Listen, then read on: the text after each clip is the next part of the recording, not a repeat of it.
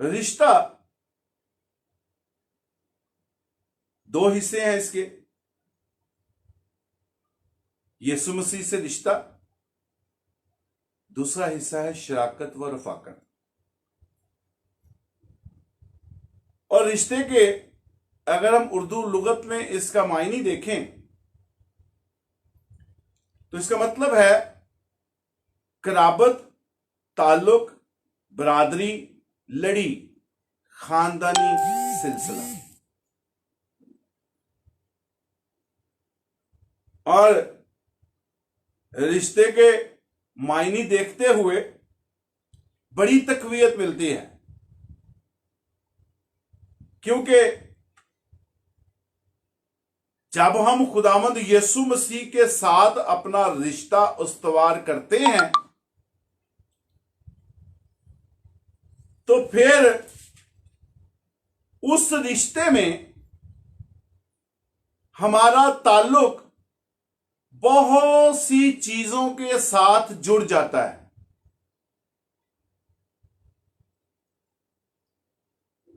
जैसे दुनियावी तौर पर जब हम किसी के साथ रिश्ता इस्तवार करते हैं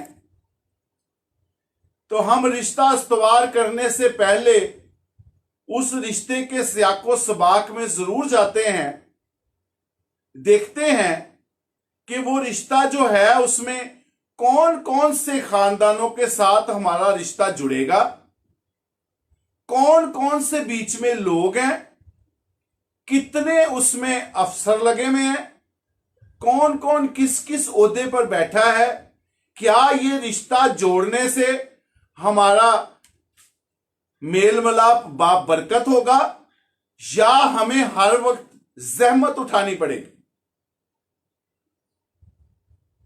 अगर हम दुनियावी तौर पर रिश्ता उस्तवार करते हुए इन बातों का ध्यान रखते हैं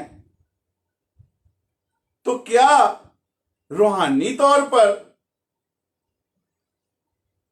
इन बातों का ध्यान नहीं रखा जाएगा? तो अजीजों, जब हम खुदावंद यीशु मसीह के साथ रिश्ता उस्तवार करने को हैं और आज हम इस पे सीखेंगे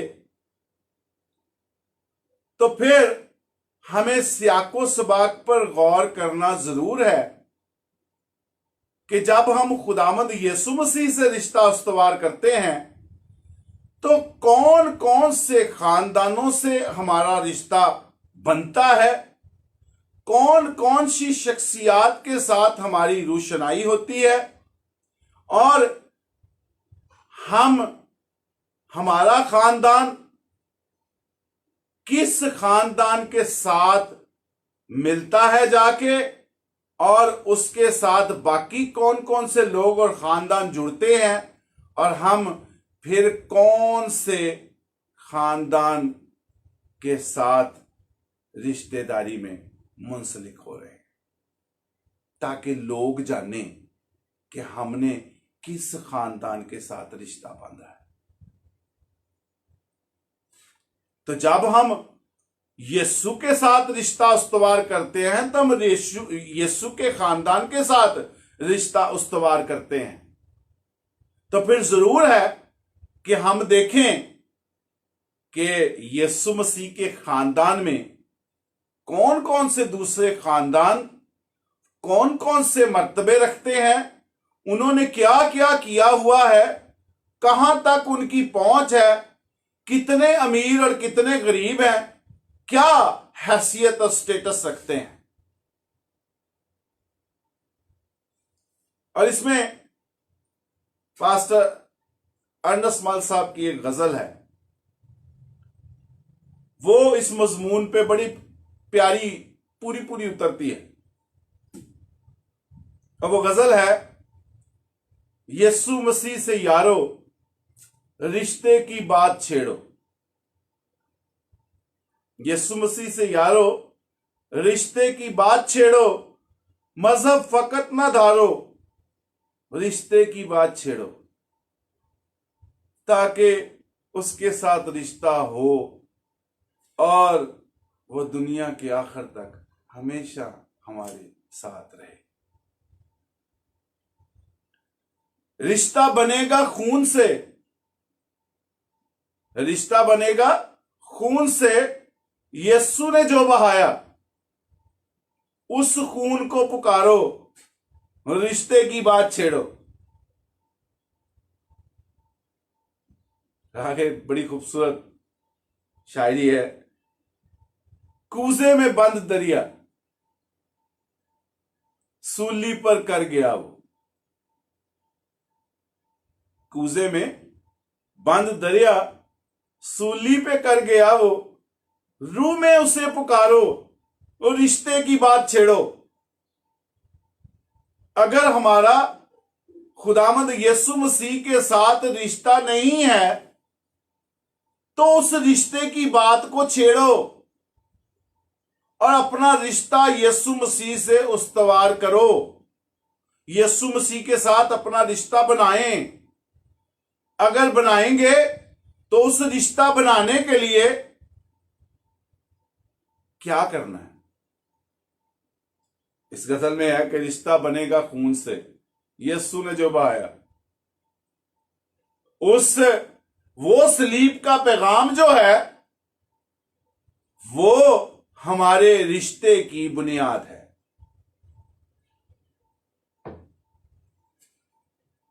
और इस रिश्ते में हम वापस चलते हैं कि इस रिश्ते में कौन कौन से खानदानों के साथ, शख्सियात के साथ हमारा रिश्ता जुड़ता है। उसमें पहला, खुदा ने जो इंसान के साथ रिश्ता बांधा है हम उस रिश्ते में बंध जाते हैं। और वो किसके साथ बांधा? पहला अहद नूह के साथ। हम उस अहद में बंध जाते हैं। पैदाइश 6 बाब उसकी 18वीं आयत लिख लीजिएगा अपने रेफरेंस के लिए। दूसरा अहद, दूसरा खानदान, इब्राहिम के साथ अहद बांधा। हम उस अहद में जुड़ जाते हैं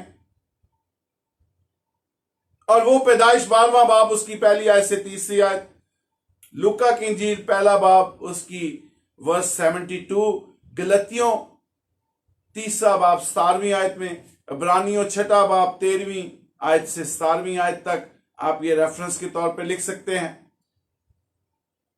फिर तीसरा खानदान, इसहाक के साथ खुदा का अहद, खुदा का रिश्ता बंधा है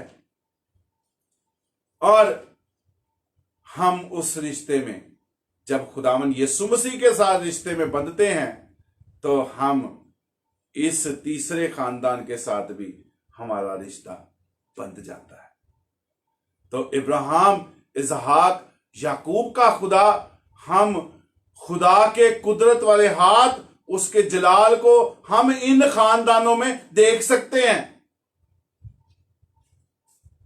हम ऐसे खानदानों के साथ हमारा रिश्ता उस्तवार होता है।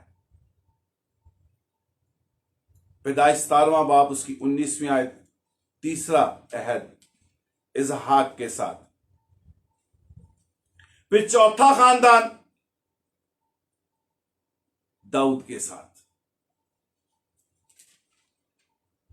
और हम दाऊद के खानदान के साथ हमारा रिश्ता बंध जाता है। दूसरा सैमुएल 7वां बाब उसकी 8वीं आयत से 16वीं आयत तक इस रिश्तेदारी के बारे में आप पढ़ सकते हैं। सॉरी, चौथा अहद था यकूब का, यकूब के साथ अहद, और वो पैदाइश 28वां बाब 13वीं आयत है। 5वां अहद दाऊद के साथ है, दूसरा सैमुएल 7वां बाब उसकी 8वीं आयत से 16वीं आयत तक।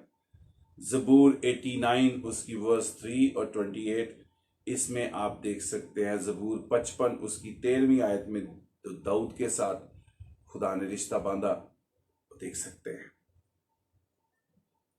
5 खानदान हो गए।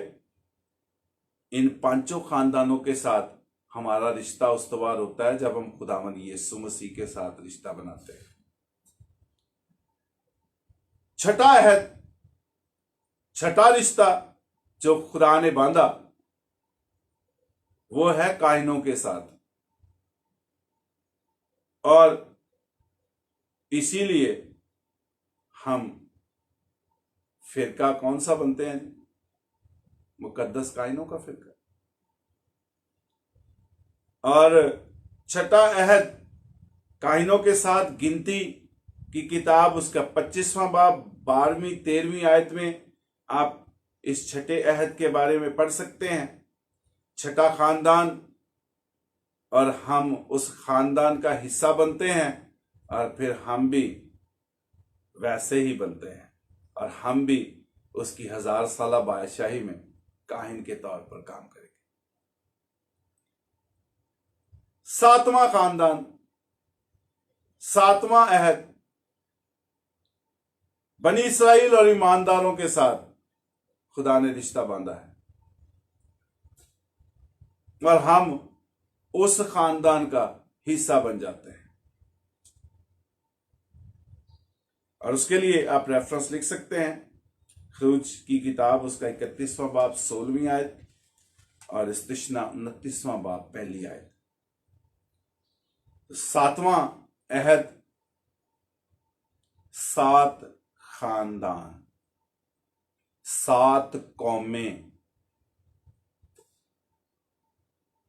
एक खानदान नहीं है 4-5 लोगों का खानदान, नहीं, ये कौमें हैं। इनमें फिर आगे पता नहीं कितने कितने कबीले हैं।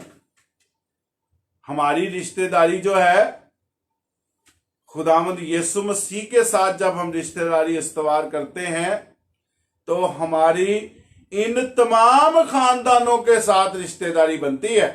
फिर आप ये देखें कि कितने उसमें नबी हैं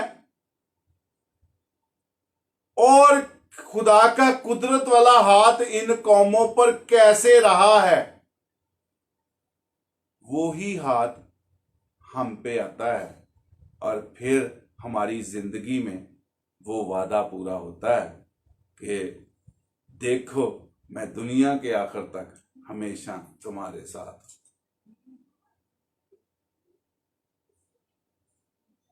अब जो एक नया अहद है, वो अहद, वो हिस्सा है जिस पे हम चलते हैं तो हमारा रिश्ता उस्तवार होता है यीशु मसीह के साथ। और हम इस नए अहद जो है, ये नया रिश्ता जो है, ये हमारे लिए है। जब हम इस नए रिश्ते में बंधते हैं, इस नए अहद में बंधते हैं, तो फिर बाकी के सारे अहद जो है वो भी हमारे लिए हैं और हम उसका हिस्सा बन जाते हैं। देखिए यिर्मयाह की किताब मेरे साथ निकालिए, 31वां बाब है, उसकी 31वीं आयत देखते हैं।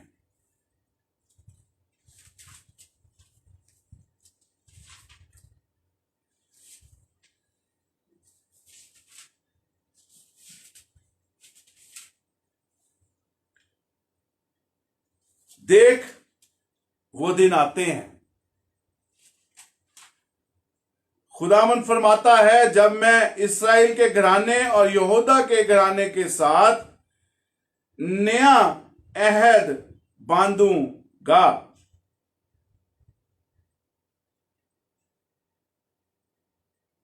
मत्ती की इंजील 26वां बाब उसकी 28वीं आयत।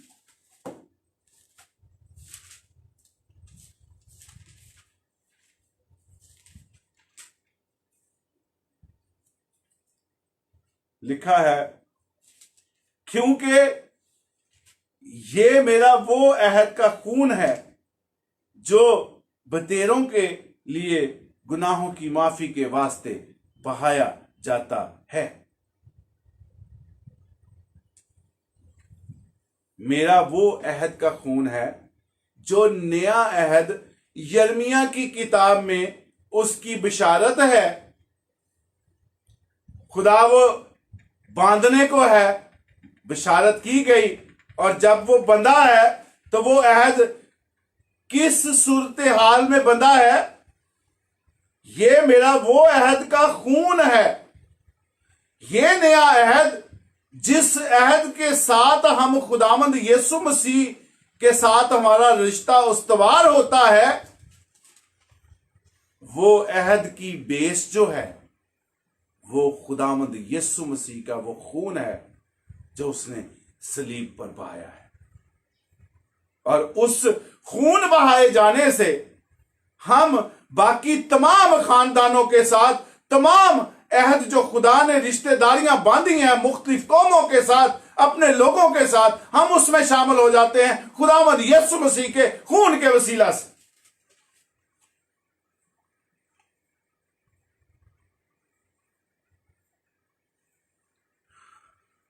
पहला ग्रंथियों अक्सर पाक शाकत लेते हैं तो यह हवाला पढ़ा जाता है। आज हम इसमें रेफरेंस में देखते हैं।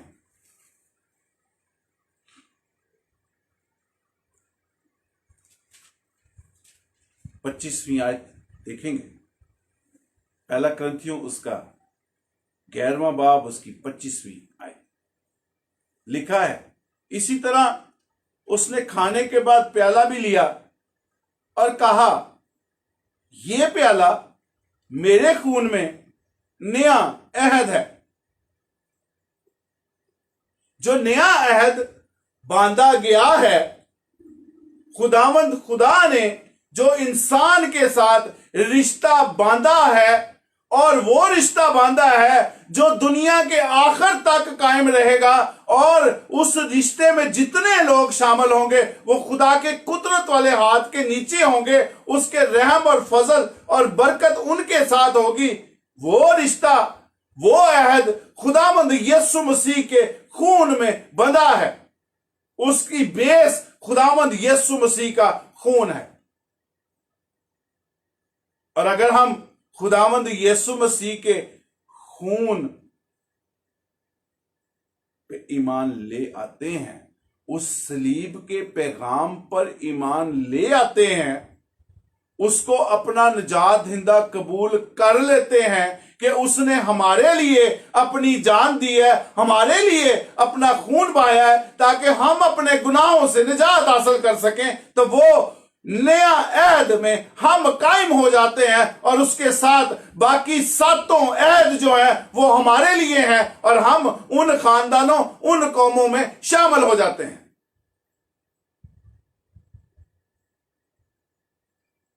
तो फिर जहां पर इसहाक है वहां पर हम भी हैं, जहां पर नूह है वहां पर हम भी हैं, जहां पर दाऊद है वहां पर हम भी उसके साथ हैं।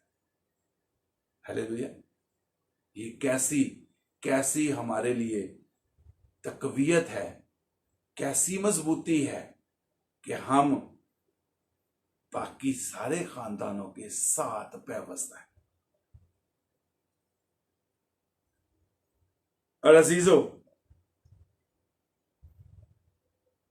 बड़ा ही खूबसूरत अगला पॉइंट जो है, खुदा के साथ रिश्ता, खुदा और इंसान का रिश्ता, उस पे अगर हम जाएं तो तमाम अदवार में खुदा ने इंसानों के साथ रिश्ता बांधा है, और उसमें हमने 7 रिश्तों पर तो गौर किया। और जो 8वां रिश्ता है वो 8वां रिश्ता नहीं है, बल्कि वो नया रिश्ता है। और जो नया रिश्ता है वो खून, नए अहद का खून जो है वो उसकी बेस है। और इसके बाद खुदा ने कोई रिश्ता इंसान के साथ नहीं बांधा, क्योंकि इस नए रिश्ते के बांधने के बाद किसी नए रिश्ते की जरूरत नहीं रही, इसलिए कि ये कोई बैलों और बछड़ों का खून नहीं है, बल्कि उसके अपने बेटे का खून है, जिस खून बहाए जाने से उसने सारी दुनिया के गुनाहों को अपने ऊपर लिया और सलीब पर चढ़ गया और अपना खून बहा दिया।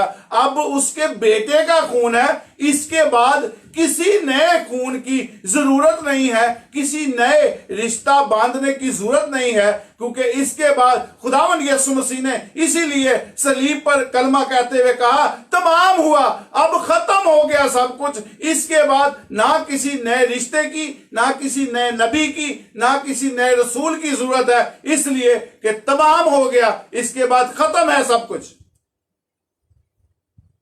और हम उस नए रिश्ते और नए अहद में बंधते हैं।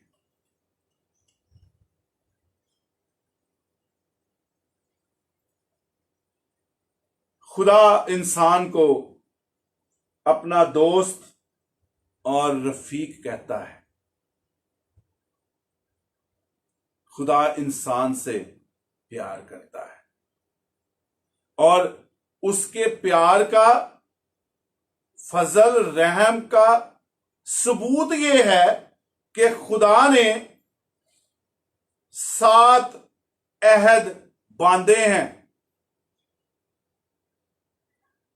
7 रिश्ते कायम किए हैं मुख्तलिफ अदवार में। जब से ये दुनिया बनी है, खुदा मुख्तलिफ तरीकों से अपने प्यार का इजहार मुख्तलिफ कौमों, इंसानों के साथ करता आया है, क्योंकि खुदा इंसान से प्यार करता है। खुदा ने उसको खल्क किया है और उसको आजाद छोड़ा है कि वो अपनी मर्जी से मेरी हम्द करेगा,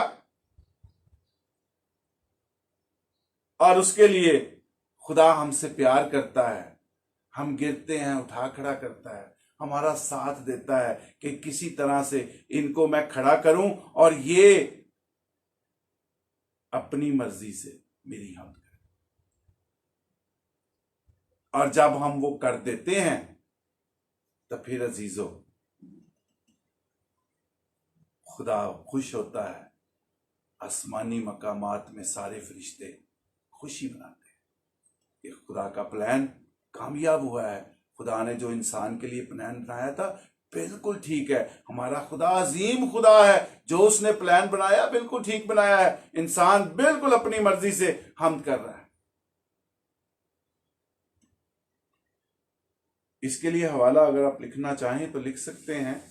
जिक्रिया की किताब, उसका 13वां बाब 7वीं आयत में दर्ज है कि खुदा इंसान को अपना दोस्त और रफीक रखता है। इसके बाद यिर्मयाह नबी इस अहद को बड़ी खूबसूरती से पेश करता है और यिर्मयाह नबी कहता है कि अहद के रिश्ते को ना तोड़ने की बात करता है। बड़ी खूबसूरती के साथ इंसान और खुदा के दरमियान रिश्ते को पेश करता है। यिर्मयाह 14वां बाब उसकी 21वीं आयत में दर्ज है। हम इसको देखते हैं कि किस तरह से वो खुदा से दरख्वास्त करता है कि उस रिश्ते को ना तोड़।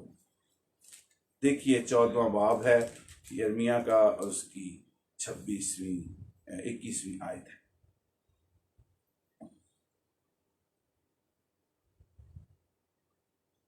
अपने नाम की खातर रद्द ना कर और अपने जलाल के तख्त की तहकीर ना कर।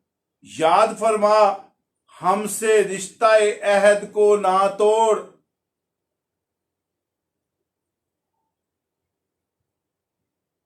अजीजों,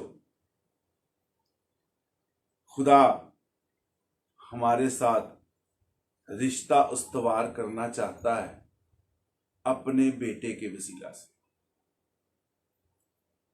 अगर हम उसको वेलकम कहते हैं तो ना सिर्फ वो बेटे को अता करता है, बल्कि बाप और बेटा दोनों रूल को उसके साथ हमारे बीच में मौजूद होते हैं, हमारे साथ रहते हैं, हमारे साथ खाना खाते हैं, हमारे साथ साथ रहते हैं। और एक ऐसा रिश्ता है कि उस रिश्ते के साथ गुजरे तमाम अदवार की खुदा के सारे रिश्तेदार हमारे रिश्तेदार बन जाते हैं।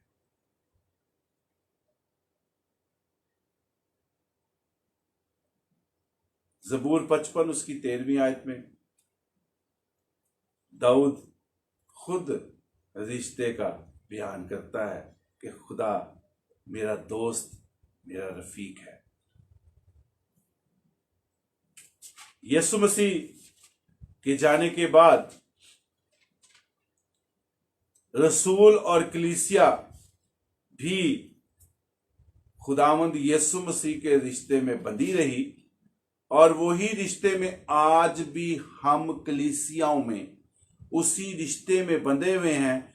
जब हम आपस में रफाकत रखते हैं, रोटी तोड़ने, दुआ करने में मशगूल रहते हैं। जब हम यीशु मसीह के साथ रिश्ता उस्तवार करते हैं तो फिर हम हर उस इंसान के साथ रिश्ता कायम करते हैं जिसने खुदामंद यीशु मसीह के साथ रिश्ता उस्तवार किया है। हम आपस में रिश्तेदार हैं। जितनों ने खुदामंद यीशु मसीह को पहन रखा है वो सब आपस में रिश्तेदार हैं, एक ही रिश्ते में बंधे हुए हैं। और जो पंजाबी च कहते हैं ना, इको घर च धीआं दित्तियां ने, तो खानदान तो एक ही होता है, तो धीआं देने वाले मुख्तलिफ खानदान होंगे ने। इसी तरह खुदावंद यीशु मसीह में बहुत से लोग पैवस्त हैं, उसके साथ रिश्ते में हैं, लेकिन वैसे हम सब आपस में बहन भाई हैं। इसीलिए हम कहते हैं मसीह में हम सब बहन भाई हैं, क्योंकि हम उसके साथ रिश्ता रखते हैं। तो जब उससे रिश्ता रखते हैं तो फिर उसी रिश्ते में हम जितने क्रिश्चियन हैं, जितने मसीह यीशु में जिंदगी बसर करते हैं, वो सब आपस में बहन भाई हैं। ये रिश्ता भी जो बना है, ये भी खुदामंद यीशु मसीह के साथ जब हम रिश्ता उस्तवार करते हैं तो बनता है।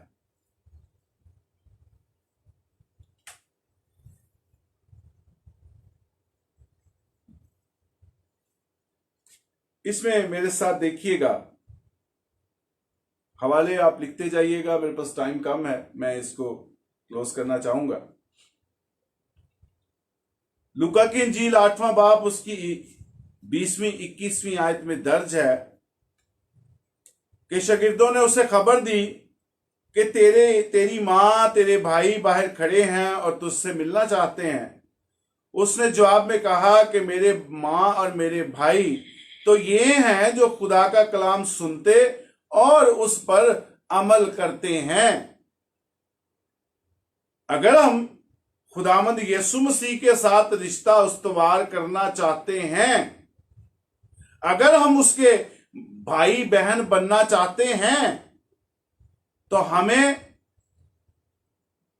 इरशाद आज़म में लिखा है, जो बातें मैंने तुम्हें बताई उनको हुक्म दो कि उन सब बातों पर अमल करें। तो यहां लिखा है कि जो खुदा का कलाम सुनते और उस पर अमल करते हैं वो मेरे भाई और बहन और मेरी मां है। अगर हम रिश्ता खुदावंद यीशु मसीह से उस्तवार करना चाहते हैं, अगर हम खुदा से रिश्ता उस्तवार करना चाहते हैं इवन, तो हमें खुदा का कलाम सुनना और उस पे अमल करना है। अगर हम सिर्फ सुनने वाले होंगे तो हम अपने आप को धोखा देंगे। अगर हम सुन के उस पर अमल करेंगे तो बाइसे बरकत ठहरेंगे, क्योंकि हम उस यीशु मसीह के साथ अपना रिश्ता उस्तवार कर लेंगे। इसी तरह मत्ती की इंजील में सेम हवाला लिखा गया है 12वां बाब 46वीं आयत से, उसमें लिखा गया है, थोड़ा सा फर्क है, उसने अपने अंदाज से पेश किया है कि देखो मेरी मां और मेरे भाई ये हैं, क्योंकि जो कोई मेरे आसमानी बाप की मर्जी पर चले वो ही मेरा भाई और मेरी बहन और मेरी मां है। अब आसमानी बाप की मर्जी पर चले, अगर हम आसमानी बाप की मर्जी पर चलें, और उसकी मर्जी क्या है?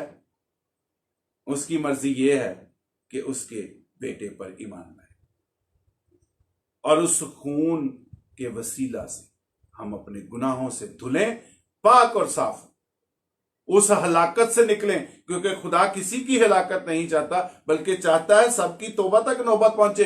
वो ये चाहता है कि हम उसके बेटे के साथ रिश्ता उस्तवार करें, ताकि खुदा के साथ भी हमारा रिश्ता उस्तवार हो, हम खुदा के फर्जंद कहलाएं।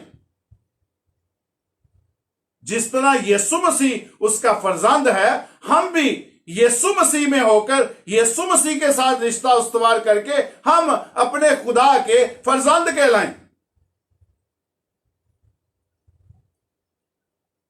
यूहन्ना की इंजील 15वां बाब उसकी 14वीं-15वीं आयत में लिखा है, जो कुछ मैं तुम्हें हुक्म देता हूं अगर तुम उसे करो, जो कुछ मैं तुम्हें हुक्म देता हूं अगर तुम उसे करो तो मेरे दोस्त होगे। अगर हम खुदामंद यीशु मसीह के दोस्त बनना चाहते हैं, रिश्तेदारी उस्तवार करना चाहते हैं दोस्ती की, तो फिर जो उसने हुक्म दिए हैं उसे करें। अब से मैं तुम्हें नौकर ना कहूंगा, क्योंकि नौकर नहीं जानता कि उसका मालिक क्या करता है, बल्कि तुम्हें मैंने दोस्त कहा है। जब हम उसके बातों पर अमल करते हैं, उसके हुक्मों पर अमल करते हैं, तो फिर हम उसके दोस्त बन जाते हैं। वो हमारे साथ दोस्ती का रिश्ता उस्तवार करता है, भाई बड़े भाई का नहीं, बल्कि वो हमारा दोस्त है। हम आजादी के साथ अपनी सारी बातें उसके साथ डिस्कस कर सकते हैं।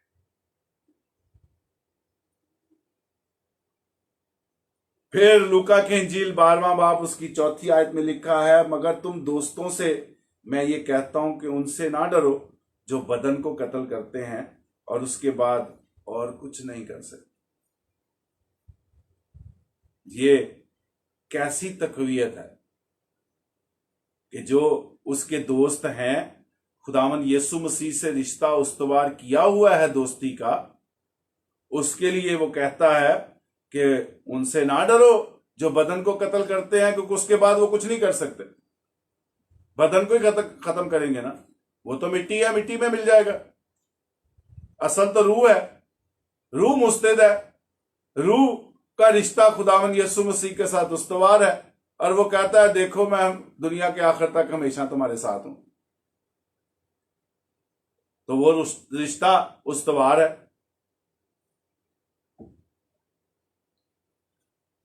यूहन्ना की इंजील 3 बाब 16वीं आयत सबको आती है कि खुदा ने दुनिया से ऐसी मोहब्बत रखी कि उसने अपना इकलौता बेटा बख्श दिया, ताकि जो कोई उस पर ईमान लाए हलाक ना हो बल्कि हमेशा की जिंदगी पाए।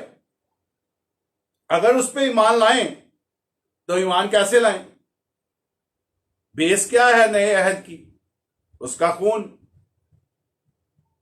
और जब खून पे ईमान लाते हैं तो उसकी मसलूबियत पे ईमान लाते हैं। यही मान लाते हैं कि उसने मेरे गुनाह उठा लिए और सलीब पर चढ़ गया, अपना खून बहा दिया। उस खून बहाए जाने से मेरे गुनाह धुल गए।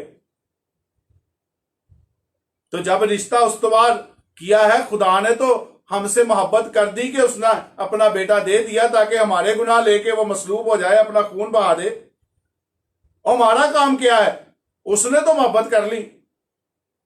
हमारा काम है कि हम उस सलीब के पैगाम पर ईमान लाएं, ताकि बाप और बेटे के साथ हमारा रिश्ता उस्तवार हो। तो खुदा रूहुल कुद्स हमारे अंदर बसे और हमारी रहनुमाई करे।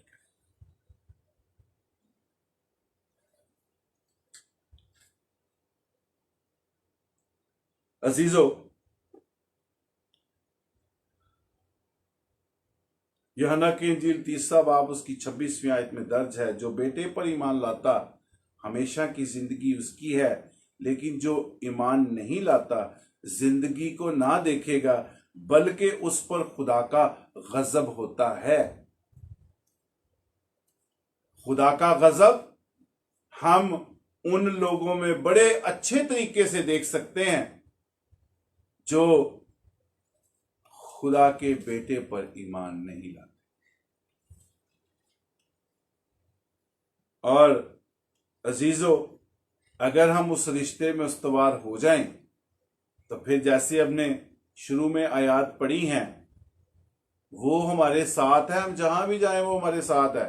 वो कहता खौफ ना करो, बेदिल ना हो। किस चीज का खौफ? जब मैं तुम्हारे साथ हूं। वो हमारी तरफ से हमारे दुश्मनों से जंग लड़ता है, तो फिर किस चीज का खौफ? क्योंकि वो हमारे साथ है। जरूरत किस चीज की है? उस साथ को लेने के लिए किस चीज की जरूरत है?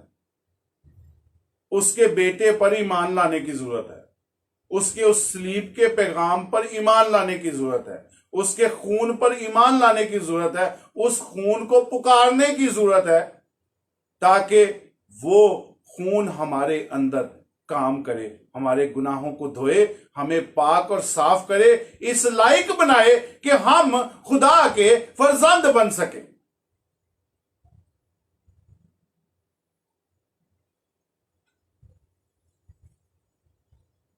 यूहन्ना की इंजील 14वां बाब उसकी 6ठी आयत में सब लोग इस आयत से वाकिफ हैं, राह, हक और जिंदगी मैं हूं, कोई मेरे वसीले के बगैर बाप के पास नहीं आ सकता। उसका वसीला है। अगर हम खुदा के फर्जंद बनना चाहते हैं ताकि उसका कुदरत वाला हाथ हमारे साथ रहे, और जैसे मुकाशफा की किताब 21वें बाब में लिखा है कि बाप हमारे साथ रहेगा,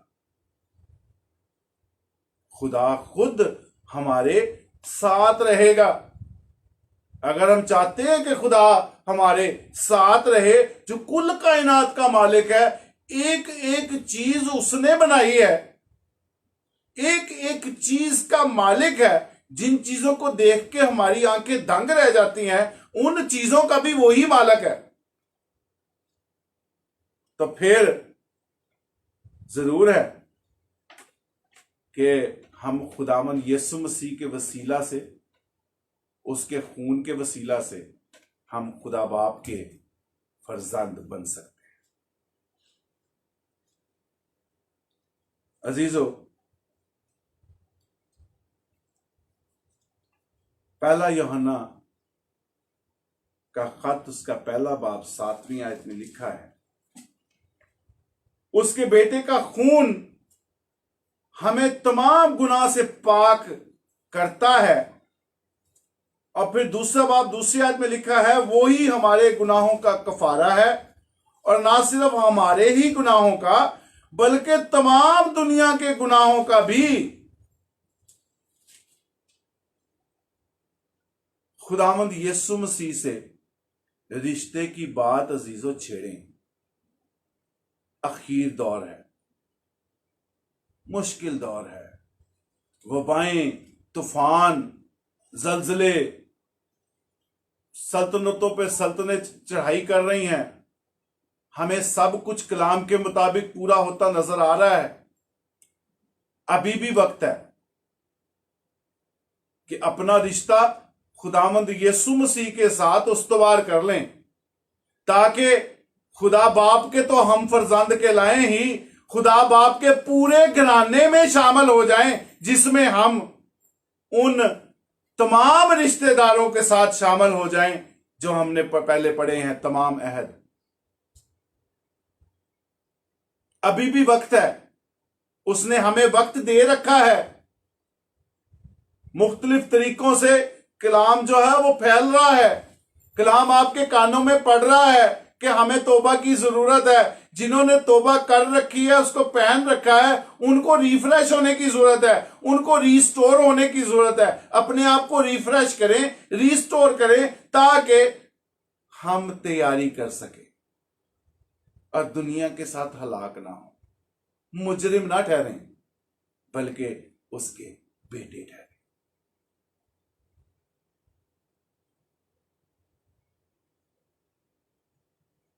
अजीजों, ये जो रिश्ता बनता है, इसका दरमियानी खुदावंद यीशु मसीह है। पहला तिमोथेयुस दूसरा बाब उसकी पहली आयत से 5वीं आयत तक दर्ज है। इस रिश्तेदारी में दरमियानी जो है वो खुदावंद यीशु मसीह है। उसी के वसीला से हम बाप के पास जा सकते हैं, और जब हम उस वसीले से बाप के पास पहुंच जाते हैं, बाप के साथ हमारा रिश्ता उस्तवार हो जाता है, बाप का यीशु मसीह के साथ जो हमारा रिश्ता उस्तवार होता है वो भाई का होता है। लेकिन बाप खुदावंद खुदा के साथ हमारा रिश्ता कौन सा उस्तवार होता है? बाप का रिश्ता उस्तवार होता है, ताकि हम उसको पुकार सकें, आए हमारे बाप। वो हमारा आसमानी बाप है, और जब हम उसके साथ रिश्ता उस्तवार करना चाहते हैं तो उसके बेटे पर ईमान लाना होगा, उस खून को पुकारना होगा, ताकि हम उस खून से धुल के सलीब के पैगाम पर ईमान ला के हम खुदा के साथ अपना रिश्ता उस्तवार करें कि हम खुदा के फर्जंद कहलाएं।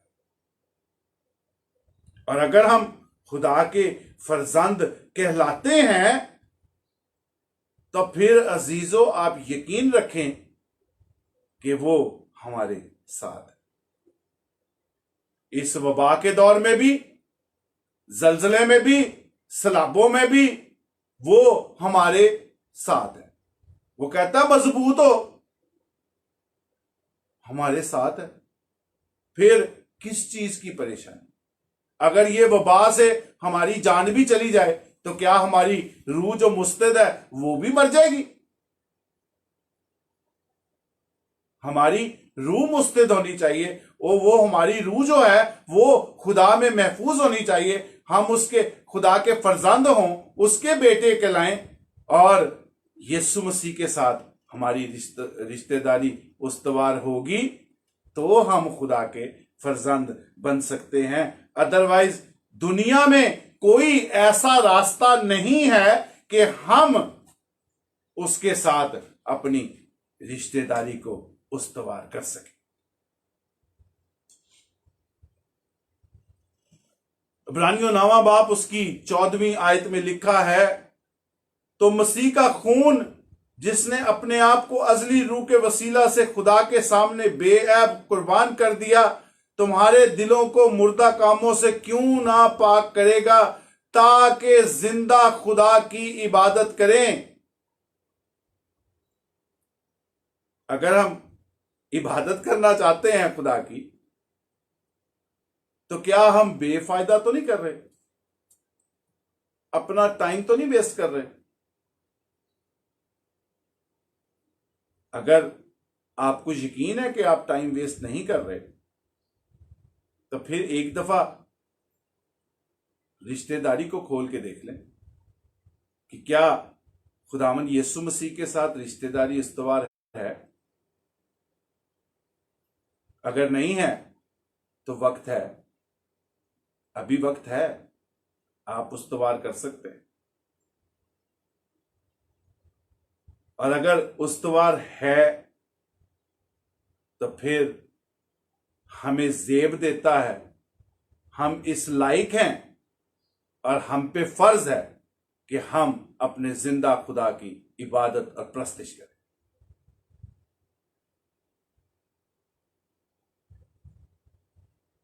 अजीजों, यही एक वाहिद रास्ता है कि यीशु मसीह का खून हमें गुनाहों से भी धोता है, पाक और साफ भी करता है, उन सारे खानदानों के साथ मिलाप भी करवाता है, और सबसे बढ़कर हमारा मिलाप अपने बाप के साथ करवा देता है।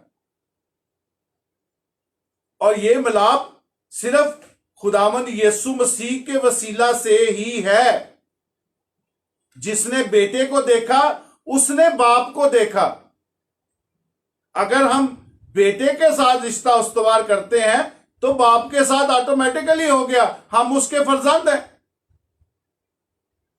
लेकिन अगर यीशु मसीह के साथ ही रिश्ता नहीं है, हमारा उस रिश्ता कायम करने में नीयत ही साफ नहीं है, हम कोशिश ही नहीं करते कि हम उस रिश्ते में कायम रह सकें, हमें वो पंजाबी च कहते ना नमोशी ना चुकनी पे, हमें वो ना उठानी पड़े, बल्कि उस रिश्ते में हमें इज्जत दी जाए। तो कितनी खूबसूरत बात है कि अभी भी वक्त है कि हम खुदावंद यीशु मसीह के साथ पैवस्त हो सकते हैं और उस रिश्ते में बंध सकते हैं।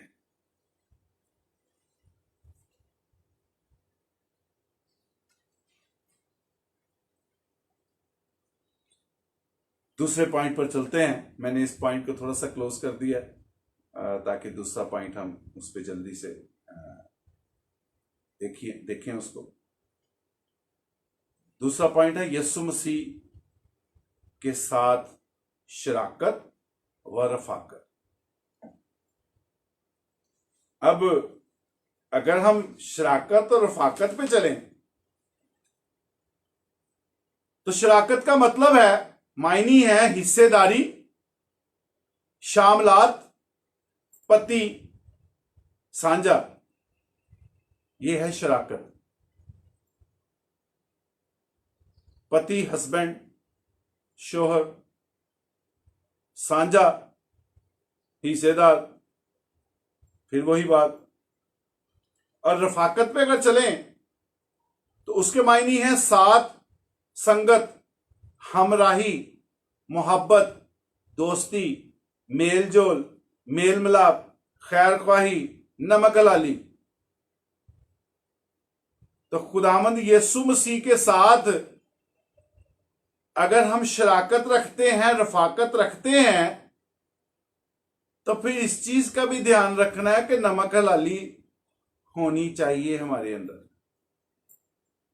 अगर हम यीशु मसीह का नमक खाते हैं, और यीशु मसीह का नमक क्या है?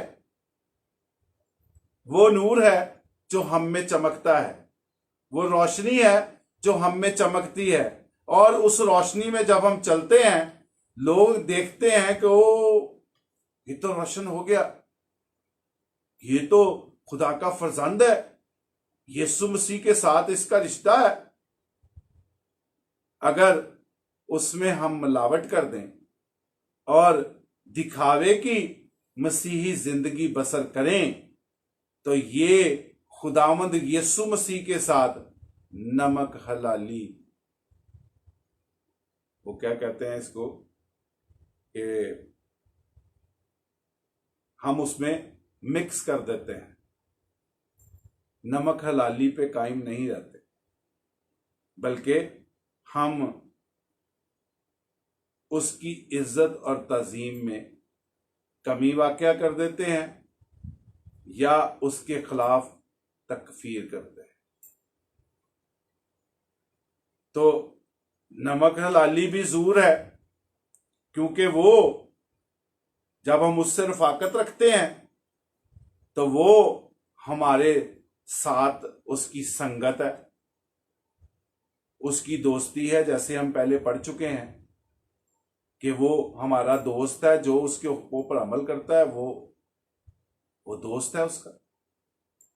तो वो तो हमारे साथ रफाकत रखता है, वो तो दोस्ती भी रखता है, मेल जोल भी रखता है, मेल मिलाप भी रखता है हमारे साथ।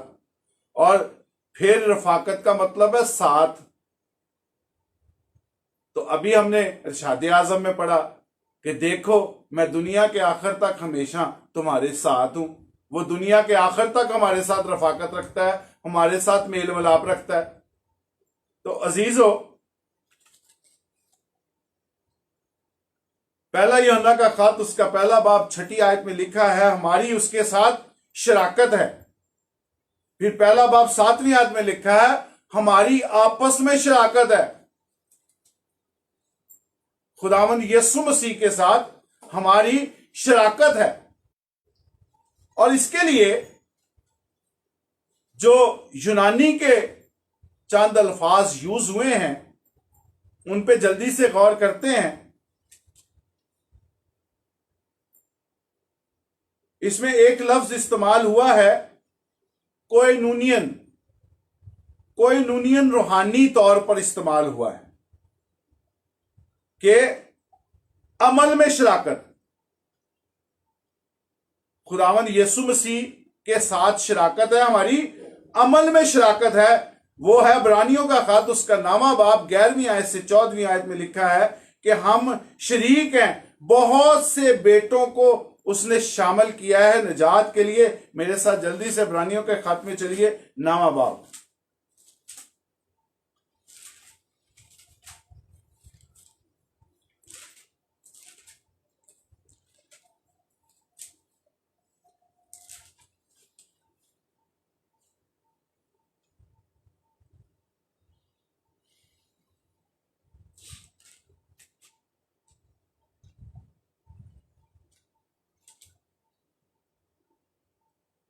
लेकिन जब मसीह आइंदा की अच्छी चीजों का सरदार कायन होकर आया तो उस बुजुर्ग तर और कामिल तर खैमा की राह से जो हाथों का बना हुआ यानी इस दुनिया का नहीं और बकरों और बछड़ों का खून लेकर नहीं बल्कि अपना ही खून लेकर पाक मकान में एक ही दफा दाखिल हो गया और अबदी खलासी करवाई।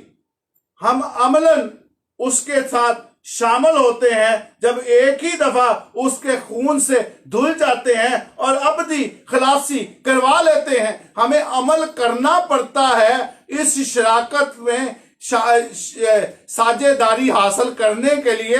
हमें अमल करना पड़ता है कि उस खून पे ईमान लाना पड़ता है, उस खून से अपने आप को धुलवाना पड़ता है, तो हम अबदी खलासी जो उसने दिलाई है उस खलासी में हम शामिल होते हैं, हम धुल जाते हैं और उसके साथ हमारा रिश्ता उस्तवार हो जाता है। दूसरे तरीके से यह लफ्ज कहां इस्तेमाल हुआ? चीजों में शराकत। और यह चीजों में शराकत जो है ये रोमियो का खत 12वां बाब 13वीं आयत में लिखा है मुकद्दसों की एहतियाजें रफा करो, मुसाफिर परवरी में लगे रहो। मसीह यीशु में अगर हम शराकत रखना चाहते हैं, अगर हमारा रिश्ता उससे उस्तवार है और हम उसकी बाकी भी सब चीजों में शराकत रखना चाहते हैं, उन खानदानों में भी शराकत रखना चाहते हैं, उसके सारे कामों में भी शराकत रखना चाहते हैं, तो फिर हमें मुकद्दसों की एहतियाजें भी रफा करनी है, मुसाफिर परवरी भी करनी है। दुनियावी तौर पर हम दुनिया में रहते हैं, हमें अपने पड़ोसी का ख्याल भी रखना है, अपने पड़ोसी से अपनी मानद मोहब्बत भी रखनी है। और ये तो हुई चीजों में शराकत। अब जिंदगी में शराकत कि जो दुख अभी हम बात कर रहे थे कि जब हम दुख पाते हैं तो हम खुदा के हजूर दुआ करते हैं कि खुदावंद तूने ये क्यों किया। तो जब हम ईमान लाते हैं तो हम उस रिश्ते में ना सिर्फ खुशियों में शामिल होते हैं बल्कि हम दुखों में भी शामिल हो जाते हैं। उनकी जिंदगी के जो उतार चढ़ाव हैं हम उन सब में शामिल हैं। हम दुखों में भी शरीक होते हैं, खुशियों में भी शरीक होते हैं, रोने वालों के साथ रोते हैं, खुश होने वालों के साथ खुश होते हैं। तो जब उसने दुख पाया तो हम उसके नाम से अगर सताए जाते हैं तो हम मुबारक हैं। जिससे हमारी रिश्तेदारी है, वो रिश्तेदार हमें यह कहता है कि अगर तुम मेरे नाम से सताए जाते हो तो तुम मुबारक हो। अगर हम उसके नाम से दुख उठाते हैं, दुख पाते हैं, तो हम मुबारक हैं। तो इसलिए लिखा है कि खौफ ना खा, मजबूत हो जा, मत डर, बेदिल ना हो, क्योंकि वो हमारे साथ है, उसकी रफाकत हमारे साथ है। और हम उसके जब साथ साथ चलते हैं तो अजीजों, हम उसके साथ रिश्तेदारी में भी मजबूत होते जाते हैं। दूसरा लफ्ज जो इस्तेमाल हुआ है, वो लफ्ज इस्तेमाल हुआ है कोइनोनोस। कोइनोनोस, उसका मतलब है साथी या शरीक। ये लफ्ज जो इस्तेमाल हुआ, ये कलाम मुकद्दस में दुनियावी तौर पर इस्तेमाल हुआ है, और ये आमतौर पर उस वक्त में तजारत के लिए इस्तेमाल होता था। खुदावंद यीशु मसीह के दौर में रिश्ता, शराकत, रफाकत, हिस्सेदारी के लिए जो आम तौर पे लफ्ज इस्तेमाल हुआ, और जो हमारे इस मजमून के हिसाब से जो लफ्ज इस्तेमाल हुआ है, ये लफ्ज जो इस्तेमाल जो हम नया पढ़ने को हैं, ये रूहानी और दुनियावी दोनों तौर पे ये लफ्ज इस्तेमाल हुआ है।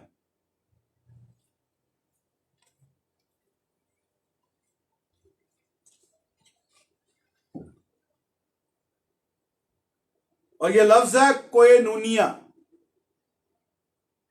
कोएनूनिया नए अहदनामा में 18 से 19 दफा आया है, और इसका मतलब है ताल्लुक या रिश्ता। और यह मुख्तलिफ जगहों पर किस किस तरह से इस्तेमाल हुआ है, हमारा जैसे अभी हम खुदावंद यीशु मसीह के साथ रिश्ते की बात कर रहे हैं, तो ये कोएनूनिया है, हमारा खुदावंद यीशु मसीह के साथ कोएनूनिया है। एक दूसरे के साथ जिंदगी बसर करना, हर चीज में शरीक करना। जब ये लफ्ज खुदावंद यीशु मसीह और हमारे दरमियान इस्तेमाल हुआ है कलाम मुकद्दस में, तो इसका मतलब ये है कि हम खुदावंद यीशु जिंदगी बसर करते हैं तो हर चीज में शरीक हैं।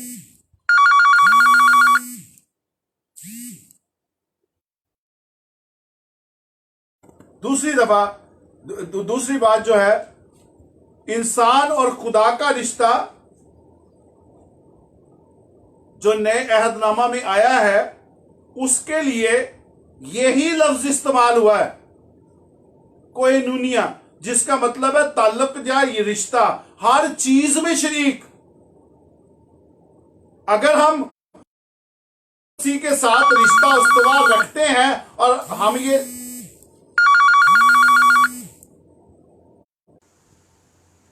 अगर हम खुदावंद यीशु मसीह के साथ रिश्ता उस्तवार रखते हैं और उस रिश्ते, उस ताल्लुक में हर चीज में शरीक हैं, तो फिर सिर्फ खुशियों में शरीक है। सिर्फ वो हमें दौलत दे दे, हमें इज्जत दे दे, घर दे दे, गाड़ियां दे दे, रुपया पैसा दे दे, हर चीज की आसूदगी दे दे, हम दुख ना पाए। अगर हम दुख पाते हैं तो हम तकफीर करना शुरू कर देते हैं। तो अगर हम किसी के साथ रिश्तेदारी बांधते हैं, तो फिर रिश्तेदारी बांधने में सबसे बड़ा असूल यह होता है कि हम उनकी खुशियों और गमियों में भी शामिल हैं। और अगर खुदावंद यीशु मसीह के नाम से हम सताए जाते हैं, हम दुख पाते हैं, अबलीस के हाथों सताए जाते हैं, दुख पाते हैं, हम मुबारक हैं, क्योंकि हम उसके नाम से सताए जा रहे हैं। ऐसा नहीं है कि हम सिर्फ खुशियां ही हासिल करें, दुख ना पाएं, क्योंकि जब हमारा उसके साथ कोई नुनिया है तो फिर इसका मतलब है हर चीज में शरीक है, हमारी हर तरह से उसके साथ रफाकत और शराकत है। तो खुशियां भी हासिल जरूर करें, लेकिन जब दुख पाए तो उसकी शुक्रगुजारी करें कि खुदावंद ये तो हुआ कि मैं तेरे नाम से दुख पा सका।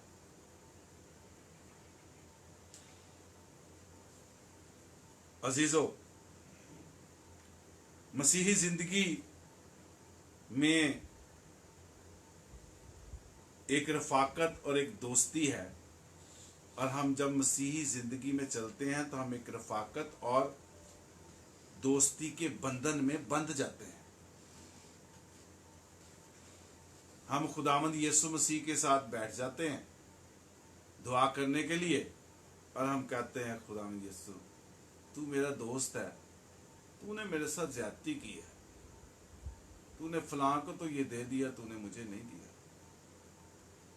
अब पाकरू पीछे से आवाज दे रहा होता है, क्या दे रहा होता है? गल गलत कर रहे हैं, एवें नहीं है, ए काम गलत तो सब काम ठीक हो जाएंगे। लेकिन हम उस आवाज को नहीं पहचानते, और हम अपनी दानिशवरी, अपनी हिकमत इस्तेमाल करने की कोशिश करते हैं कि शायद यीशु मसीह को इस तरह की बातें करके हम उसको अपनी तरफ कर लें। ऐसे अपनी तरफ नहीं आता वो। जब तक हम उसके हुक्मों पर अमल नहीं करेंगे तब तक वो हमारी तरफ से जंग नहीं लड़ेगा। वो हमारी तरफ से जंग उसी वक्त लड़ेगा जब उसके हुक्मों पर अमल करेंगे या अमल करने की नेक नियति से कोशिश करेंगे। उसको कोशिश का भी पता है, नियत का भी पता है, और चक्कर देने का भी पता है कि यह शख्स ना तो उस बात पे चलना चाहता है या मुझे चक्कर दे रहा है। हम उसको किसी तरह से भी अपनी दुनिया की हिकमत से, दानश्वरी से उसको अपनी साइड पर नहीं ला सकते। तो इसलिए जरूर है कि उस आवाज को भी पहचानने की कोशिश करें जो हमारे अंदर है और हमें हमारी रहनुमाई करती है। खुदा में यीशु मसीह ने किनको चुना था? गरीबों को, मस्कीनों को, मोहताजों को, दुनिया में ठुकराए हुए लोगों को, और उनको उसने बरकत बख्शी है। आज हम बहुत से लोगों को देखते हैं जो बिल्कुल नकारा, नकम्मे और बेवजूद लोग होते हैं, लेकिन जब वो खुदावंद यीशु मसीह से अपना रिश्ता बांधते हैं तो खुदा उनको बुलंदियों पर ले जाता है और इस दुनिया के हकीमों, दानिश्वरों, अमीरों, दौलतमंदों को शर्मिंदा कर देता है। और फिर वो पता क्या कहते हैं, वो लोग जो शर्मिंदा हुए होते हैं, वो शर्मिंदा लोग कहते हैं ड्रामेबाजी चलन रही है, ड्रामे करन रहा है, सही जगह ते सही बंदा खलोंदा ही नहीं। ये देखो कित्थों आ गया खुदा दा कलाम, ये देखो कित्थों आ गया मौजज़ात दी ताकतां, ये तो सारी ड्रामेबाजी है, ये चर्च बिजनेस होने रहा है। हम खुदा का शुक्र करने की बजाय और उससे इबरत हासिल करके अपने आप को जांचने की बजाय हम अपना काम शुरू कर देते हैं। लेकिन जब हमारी मसीह में रफाकत है, शराकत है, तो मसीह गरीब बहन भाइयों का ख्याल करता है, मस्कीनों का ख्याल करता है, भूखों का ख्याल करता है, नंगों का ख्याल करता है, जो किसी मुसीबत तकलीफ में है उनका ख्याल करता है, जो कि बीमार है उनका ख्याल करता है। तो जब हम उसके साथ रिश्तेदारी में पैवस्त हैं तो फिर हमें भी वही करना है, या तो रिश्तेदारी ना बनाए, इस जहान के खुदा से रिश्तेदारी बनाए, देखिए फिर क्या होता है, क्या हो रहा है, देखिए अपने इर्द गिर्द। लेकिन अगर खुदावंद यीशु मसीह के साथ रिश्तेदारी इस्तवार करना चाहते हैं तो फिर वो तो दुनिया के ठुकराए हुए लोगों के से प्यार करता है, वो तो गरीबों से प्यार करता है, वो तो मस्कीनों से प्यार करता है, जिनके साथ हम लोग बैठना पसंद नहीं करते, जिनके साथ गुफ्तगू करना पसंद नहीं करते, वो उनसे, उनके लिए तो वो दुनिया में आया था।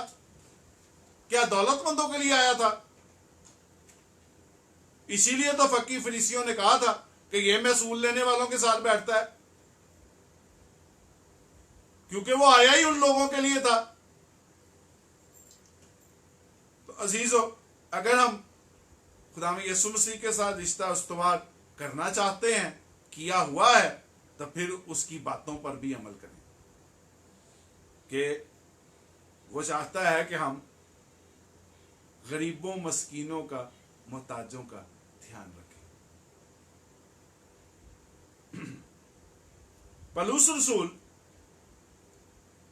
पलूस रसूल ने यही लफ्ज जो है कोएनुनिया, चंदे के लिए भी इस्तेमाल किया है। जहां उसने कलीसियाओं को चंदे इकट्ठा करने के लिए कहा है, वहां जो असल लफ्ज यूनानी का इस्तेमाल हुआ है वो कोएनुनिया ही है। चंदे के लिए भी कोएनुनिया ही इस्तेमाल होता है कि हम उस ताल्लुक और रिश्ते में एक दूसरे की बढ़ोतरी के लिए हम जो माली तौर पर चीज इकट्ठी करते हैं ताकि एक दूसरे की मदद कर सकें।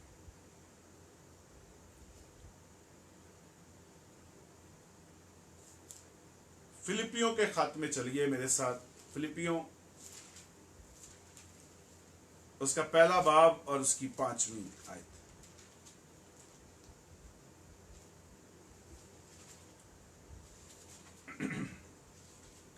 लिखा है, इसलिए कि तुम अव्वल रोज से लेकर आज तक खुशखबरी के फैलाने में शरीक रहे हो। मुझे इस बात का भरोसा है कि जिसने तुम में नेक काम शुरू किया है वो उसे यीशु मसीह के दिन तक पूरा कर देगा।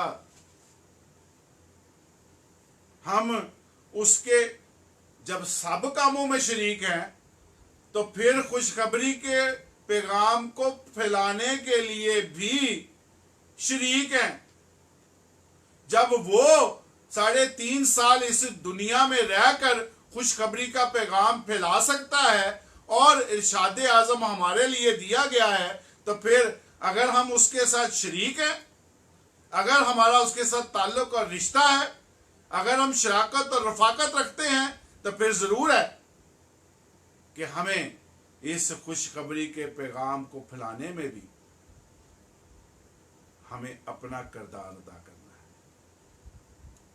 सिर्फ पादरियों को नहीं सुनना और पादरियां को सुन के कलाम बंद नहीं करना, बल्कि खुद भी उसकी तहकीक को तफ्शीश करनी है, खुद भी इतना कि कलाम अंदर हो कि आप किसी को मुनासिब जवाब दे सकें और ये सलीब का पैगाम आप दूसरे लोगों तक पहुंचा सकें। जब शरीक है तो फिर सब चीजों में शरीक है। इस खुशखबरी के पैगाम को फैलाने में आप सब भी शरीक है। आपका काम भी है कि आप इस खुशखबरी के पैगाम को फैलाएं। फिर एक सबसे बड़ी चीज में हम शरीक होते हैं। हम उस शराकत को तो पहचानते हैं और बड़े वसूख के साथ कहते हैं कि यस, हम ईमानदार हैं, हमने बपतिस्मा लिया हुआ है, हम पाक शराकत लेने के अहल हैं, पाक शराकत लेने के अहल हैं क्योंकि बपतिस्मा लिया हुआ है। अब उस शराकत में तो आप आ गए, तो बाकी जड़ियां सारियां शराकतां ते रफाकतां ने वो कित्थे गई हैं? उसका क्या करना है? सिर्फ एक ही शराकत में शामिल होना है, उसके बदन और खून में शामिल होके वो शराकत और रफाकत पूरी हो गई। वो कहां गई बाकी चीजें? वो मस्कीनों गरीबों का ध्यान किसने करना है? खुशखबरी का पैगाम किसने फैलाना है? ये कौन आएगा आपकी जगह पे काम करने के लिए? आप तो पाक शराकत लेके फारिग हो गए। तो अजीजो, पाक शराकत मसीही जिंदगी के लिए बहुत जरूरी है कि हम उसके बदन और खून में भी शामिल हों। जब हर चीज में शरीक हैं तो फिर उसके बदन और खून में भी शरीक हैं, और शराकत जरूरी है। लेकिन उस शराकत में शामिल होने के अलावा बाकी भी रिश्तेदारी में बहुत सी चीजें हैं जिसमें आपको शरीक ठहराया गया है। वो शराकतदारी भी आपने पूरी करनी है, किसी और ने आपकी जगह पर आकर पूरी नहीं करनी। तो अगर एक नियम को आप पूरा कर रहे हैं कि आप पाक शराकत ले रहे हैं, तो बाकी शराकत को भी गौर कीजिए, बाकी रफाकत को भी गौर कीजिए कि वो भी आपने ही पूरी करनी है। वरना एक बात को आपने पूरा कर लिया, बाकी रह गई, उनका जवाब देना पड़ेगा। तो जरूरी है कि अगर हम पाक शराकत ले रहे हैं तो हमें इस पे भी गौर करने की जरूरत है।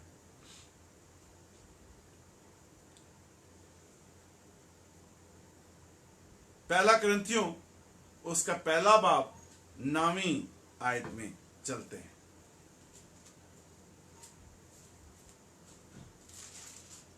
पहला कुरिन्थियों पहला बाब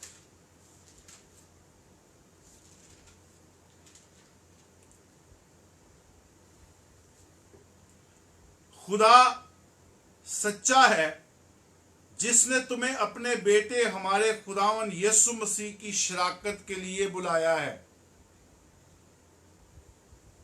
खुदा सच्चा है, उसकी शराकत के लिए बुलाया है। और हम मसीही इस आयत को इस हिसाब से लेते हैं कि हमें उसके बदन और खून में शराकत के लिए बुलाया है। हमें सिर्फ उसने बुलाया है कि हम उसके बेटे पर ईमान लाएं और उसके बदन और खून में शरीक हों, बस।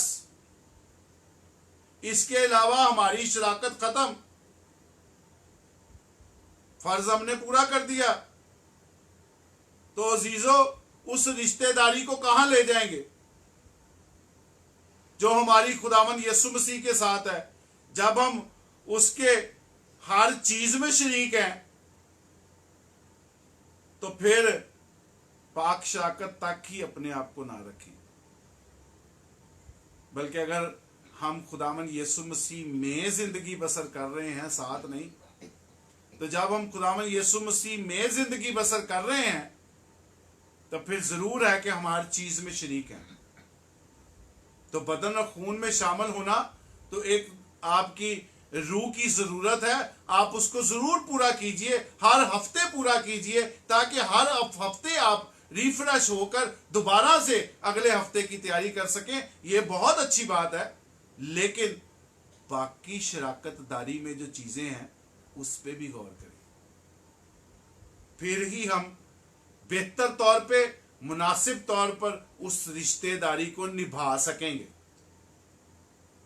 वरना चंद चीजें अपनी मर्जी की चुन के रिश्तेदारियां कैसे निभाई जाती हैं, हम दुनियावी तौर पर बड़े अच्छे तरीके से समझ सकते हैं कि फिर ऐसी रिश्तेदारियां कैसी निभाई जाती हैं जिसमें आप अपनी पसंद की बातें करें, दूसरे की पसंद का ख्याल ना करें। तो अगर आप भरपूर खुदावन यीशु मसीह के साथ अपनी रिश्तेदारी निभाना चाहते हैं, खुदा बाप के साथ अपनी भरपूर रिश्तेदारी गुजारना चाहते हैं, तो फिर उस शराकतदारी को समझने की कोशिश करें, उस रिश्तेदारी के नियम समझने की कोशिश करें कि खुदा हमसे क्या चाहता है। आखिरी हवाला मेरे साथ निकालिएगा, उसके बाद हम इस अपने मजमून को क्लोज करेंगे। रोमियो के खत में चलते हैं, 11वां बाब।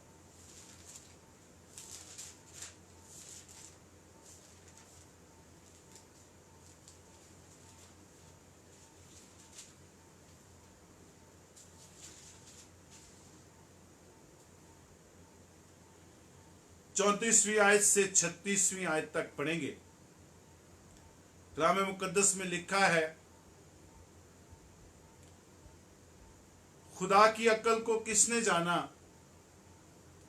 या कौन उसका सलाहकार हुआ, या किसने पहले उसे कुछ दिया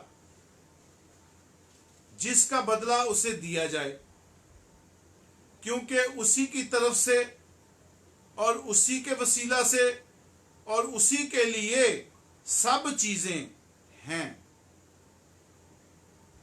देखिएगा, इन आयत पे गौर कीजिएगा कि ना तो हम उसके सलाहकार हैं, ना हम उसकी अकल को जानते हैं, हमारी समझ से बिल्कुल बाहर है। कलाम मुकद्दस कहता है, बड़ा खूबसूरत, इसी जगह पर 16वीं आयत में आप देख सकते हैं, 12वां बाब 16वीं आयत, कि आपस में यक दिल रहो, ऊंचे ऊंचे ख्याल ना बांधो, बल्कि अदना लोगों की तरफ मतवज्जा हो। किसकी तरफ? शराकतदारी है ना, गौर कीजिएगा। अदना लोगों की तरफ मतवज्जा हो, अपने आप को अक्लमंद ना समझो, बदी के इवद किसी से बदी ना करो, जो बातें सब लोगों के नजदीक अच्छी हैं उनकी तदबीर करो। जहां तक हो सके तुम अपनी तरफ से सब आदमियों के साथ मेल मिलाप रखो, ताकि हम खुदावंद यीशु मसीह के साथ जो रिश्तेदारी रखते हैं, उस रिश्तेदारी को उस मेल मिलाप के साथ प्रूफ कर सकें कि हम मसीही हैं, ताकि वो रिश्तेदारी हम में नजर आए। अजीजों, खुदा ने ये सब चीजें अपनी मर्जी से, अपनी अकल से, जिसको हम नहीं समझ सकते, ना हमने उसको रुपए पैसे से इस निजात के लिए कुछ खरीदा है, ना फर्जंदियत के लिए कोई हमने कीमत अदा की है, ना इस रिश्तेदारी के लिए हमें रुपए पैसे लगाने पड़ेंगे, बड़े बड़े प्रोग्राम्स करने पड़ेंगे, जहेज देने पड़ेंगे, जेवरात बनाने पड़ेंगे, 100 जतन करने पड़ेंगे, बल्कि हमने कुछ नहीं किया। ये सब कुछ हमारे जिंदा खुदा का रहम और फजल है कि आज हम खुदावंद यीशु मसीह के साथ रिश्तेदारी बांधकर अपने जिंदा खुदा के फर्जंद बन सकते हैं। खुदा आप सबकी रहनुमाई करे, अपनी पनाह अपनी हिफाजत में रखे, तौफीक दे कि हम इसी तरह से खुदा में कायम रहें और उस शराकतदारी को अपनी जिंदगी में आहिस्ता आहिस्ता समझते जाएं, ताकि उसका कुदरत वाला हाथ हम सब पर कायम रहे।